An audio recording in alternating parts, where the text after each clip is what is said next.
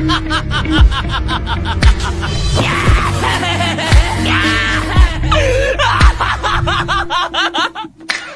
Hello everyone, तो आज यहाँ पे मैं एक्सप्लेन करने वाला हूँ द असेसियन कारपेंटर एनिमेशन का पार्ट 4। और ये पार्ट काफी ज्यादा मजेदार होने वाला है, जैसा कि आप थंबनेल देखकर समझ ही गए होंगे। तो इस पार्ट को पूरा सही से वॉच करना, काफी मजा आने वाला है। चलिए स्टार्ट करते हैं। तो पार्ट 4 वहीं से स्टार्ट होता है जहाँ से पार्ट 3 एंड हुआ था, और हम वहीं पर देखते हैं कि वो रेड ड्रेस वाली लड़की जियान को खींच कर अंदर ले जाती है, ये कहती हुई कि जल्दी चलो मैडम इंतजार कर रही है। और फिर तभी हम वहाँ पर वो रेड ड्रेस वाले बंदे को देखते हैं, जो कि वहाँ पर कह रहा होता है कि आखिर इसको ऐसे अंदर कैसे लेके चली गई वो अपने रूम में। हमें तो इस तरह पहले कभी भी अंदर नहीं बुलाया गया, आखिर ये बंदे में ऐसा क्या खास है, ये तो हमारी बेइज्जती है। तभी वहाँ पर उसको एक लेडी बताती है कि इसको मैंने ही इन्वाइट किया है, क्योंकि मैडम का पियानो खराब हो गया था, तो उसको ठीक करने के लिए मैंने ही इस कारपेंटर को यहाँ पर इन्वाइट किया है। तभी इस बात को सुनकर वहाँ पर पीछे एक दूसरा बंदा कहता है कि चलो मान लिया कि उसको पियानो ठीक करने के लिए बुलाया है, तो वो तो यहाँ पर बाहर में भी ठीक हो सकता है, उसको अपने कमरे में बुलाने के क्या मतलब है। और फिर तभी वो रेड ड्रेस वाला बंदा भी वहाँ पर कहता है कि इस कारपेंटर को तो मुझे सबक सिखाना ही होगा, इसको यहाँ से बाहर आने दो, उसके बाद इसको बताता हूँ। और फिर तभी हम वहाँ पर शिप के अंदर का सीन देखते हैं, जहाँ पर मिस लुओ लेटी हुई होती है और वहाँ पर जियान आ जाता है। और फिर तभी वहाँ पर मिस लुओ जियान को वहाँ पर बैठने के लिए कहती है। और फिर तभी वहाँ पर जियान कुर्सी पर बैठ कर कहता है कि वो पियानो कहाँ है जो मुझे ठीक करना है। तभी मिस लुओ उसको कहती है कि पहले कोई चाय वाय तो पी लो, तुम सीधा ही काम की बात कर रहे हो। तभी वहाँ पर जियान चाय पीने वाला होता है, वहाँ पर उसको वो पियानो दिखाई देता है और वो कहता है कि यही वो पियानो है जिसको मुझे ठीक करना है, क्यों है ना। तभी मिस लुओ इस बात को सुनकर कहती है कि एक महान कारपेंटर ही सिर्फ चीजों को देखकर बता सकता है कि ये चीज खराब है। तभी जियान उसको कहता है कि तो मैं अब इस पियानो को फिक्स करने के लिए लग जाता हूँ। तभी वहाँ पर मिस लुओ उसको कहती है कि तुम अपने काम को कर लेना, बाद में पहले कुछ बातचीत तो कर लेते हैं हम बैठकर, तुम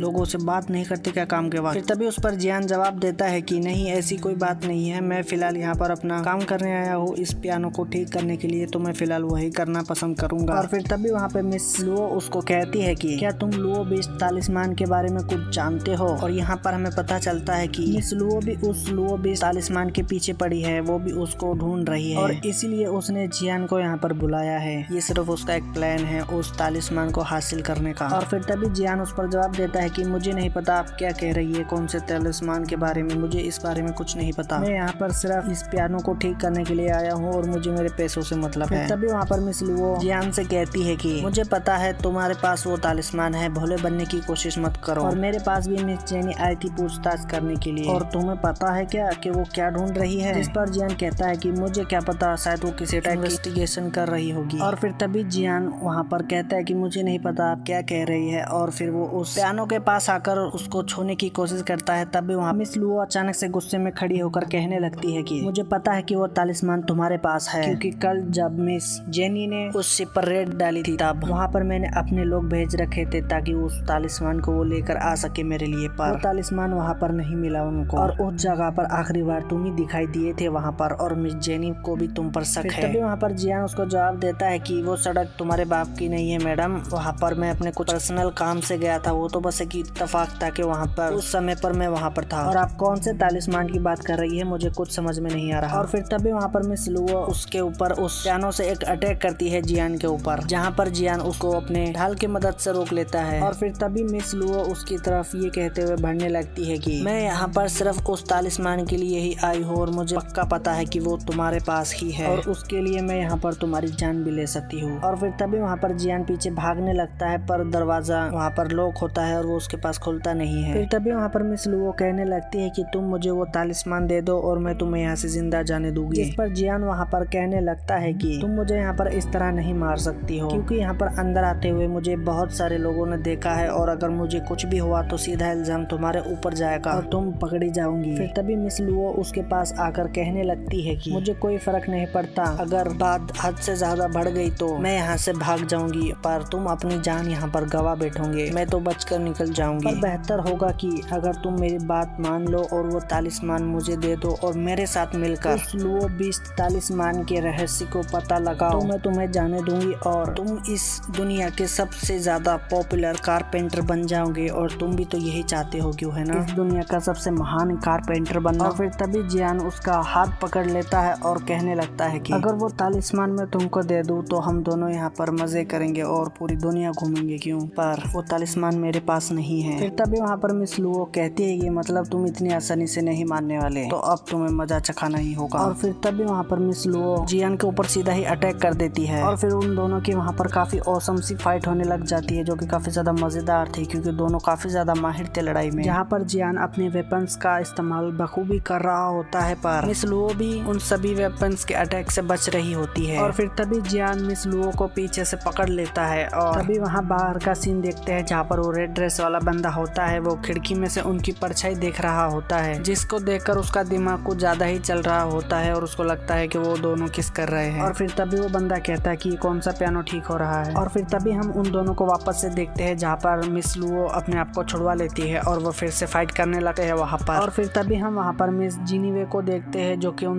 लोगों पर नजर रखे हुई थी और उसको वहाँ पर कुछ गड़बड़ लगती है। और फिर तभी हम वहाँ पर उन दोनों को वापस से देखते हैं जहाँ पर वो दोनों आपस में फाइट कर रहे होते हैं, जहाँ पर मिस लुओ जियान पर एक काफी पावरफुल अटैक करती है, जिस वजह से जियान वहाँ पर नीचे गिर जाता है। और फिर तभी मिस लुओ उसको कहने लगती है कि अगर तुम मेरी बात मान लेते तो आज शायद तुम्हारी जान बच जाती और तुम नहीं मरते, पर अब तुम्हें अपनी जान से हाथ धोने पड़ेंगे। और फिर तभी वो जियान के ऊपर आकर बैठ जाती है और जियान के हाथ पकड़ लेती है, जहाँ पर जियान काफी जोर से झटपटाता हुआ चिल्लाने लगता है कि ये तुम क्या कर रही हो, कोई मेरी इज्जत बचाओ। जहाँ पर मिस लुओ जियान की तलाशी ले रही होती है। और फिर तभी वहाँ पर मिस वैन आ जाती है दरवाजा तोड़ते हुए, जहाँ पर वो उन दोनों को इस तरह देखकर उनसे कहती है कि तुम लोगों को शर्म नहीं आ रही, तुम ये क्या कर रहे हो। और फिर तभी वहाँ पर जियान मिस वैन से हेल्प मांगने लगता है कि मेरी हेल्प करो। और साथ ही साथ वहाँ पर मिस लुओ भी वहाँ पर रोने की एक्टिंग करने लगती है। और फिर वो तभी जियान के काफी करीब आकर जियान को कहने लगती है कि तुम जानते हो कि मिस वैन भी उस लुओ बीस्ट तालिस्मान के पीछे पड़ी हुई है, वो भी उसे ढूंढ रही है राजा के लिए। अगर उसे पता चला कि वो तुम्हारे पास है तो वो तुम्हें काल कोठरी में फिकवा देंगी, तो इसलिए भलाई इसी में होगी कि तुम वो तालिस्मान मुझे दे दो अभी भी, वरना तुम बहुत ही ज्यादा बुरे फंस जाओगे। और फिर तभी वहाँ पर मिस वैन जियान से कहती है कि तुम्हें मैं किस तरह की हेल्प दूं। और फिर तभी वहाँ पर जियान मिस लुओ को अपने ऊपर से हटाता हुआ कहने लगता है कि इस सब में मेरी कोई गलती नहीं है, मुझे इस लेडी से बचा लो। और फिर तभी वहाँ पर मिस लुओ रोने की एक्टिंग करते हुए कहने लगती है कि इस कारपेंटर को मैंने बुलाया था मेरा पियानो ठीक करने के लिए, पर ये मुझे यहाँ पर अकेला देखकर मेरे साथ जबरदस्ती करने लगा और मेरा फायदा उठाने की कोशिश करने लगा। और ऐसी ही काफी सारी बातें वो जियान के साथ लगा देती है, जो कि यहाँ पर मैं वीडियो में नहीं बता सकता, नहीं तो मेरी वीडियो यहाँ पर यूट्यूब हटा देगा। और फिर तभी वहाँ पर जेनी अपने गार्ड को बुला लेती है और जियान को पकड़वाने के लिए उनको उसके पास भेज देती है। एपिसोड तो यहाँ पर एंड हो जाता है, पर मैं यहाँ पर एक बात कहना चाहता हूँ कि हम लड़के हैं ना, हमारे साथ हमेशा ऐसा ही होता है। लड़की रोकर दो आंसू क्या बहा देती है, लोग यही सोच लेते हैं कि लड़की सच बोल रही है, लड़के की तो कोई सुनता ही नहीं है। खैर, अगर आपको ये एपिसोड देखने में मजा आया है तो इस वीडियो को एक लाइक करके चैनल को भी सब्सक्राइब कर देना, ताकि आप इसके आगे के एपिसोड भी इसी तरह देख सको। और मिलते हैं इसके अगले एपिसोड में, तब तक के लिए बाय, थैंक्स फॉर वॉचिंग।